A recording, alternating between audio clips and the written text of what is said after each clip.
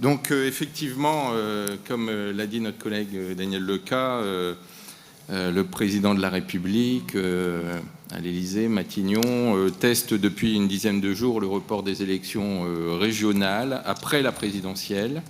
Officiellement, ce serait pour mettre en place une grande loi de décentralisation. Tu parles, oui. Pardon. Il y a des micros qui sont restés ouverts. Nous partageons le fait qu'il y a besoin d'une nouvelle phase de décentralisation, et d'ailleurs la crise sanitaire que nous avons vécue et que nous vivons encore, elle n'est malheureusement pas terminée, montre que c'est au plus proche des citoyens qu'on peut prendre les bonnes décisions pour les accompagner dans un certain nombre de domaines. L'État a été défaillant dans bien des domaines pendant cette crise. Ce sont les collectivités locales qui étaient à la manœuvre, les régions, les départements et les communes. Et donc, il y a besoin de leur donner plus de pouvoir d'action au bénéfice de nos concitoyens. Sauf que, dans le cadre qui nous est proposé, les arrière-pensées politiques, j'allais dire même politiciennes, sont une réalité.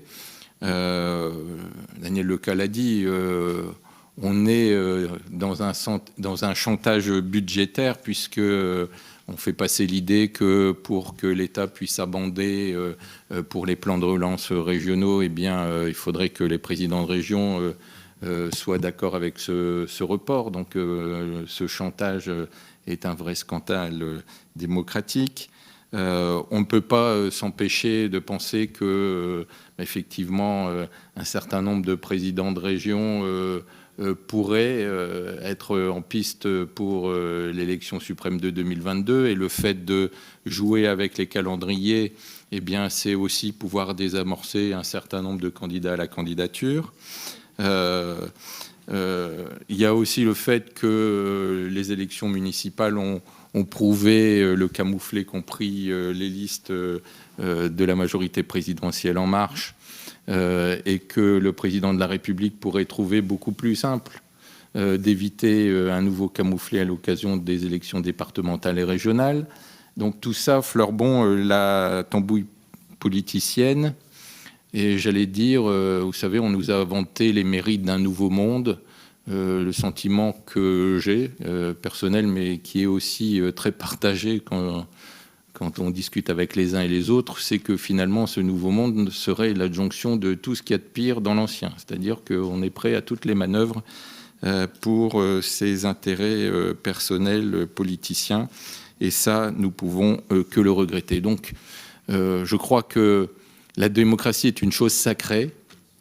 Il faut prendre bien garde de ne pas y toucher et de tomber dans les petits calculs politiciens. Et donc, l'élection régionale, l'élection départementale sont aussi des grands moments de respiration démocratique.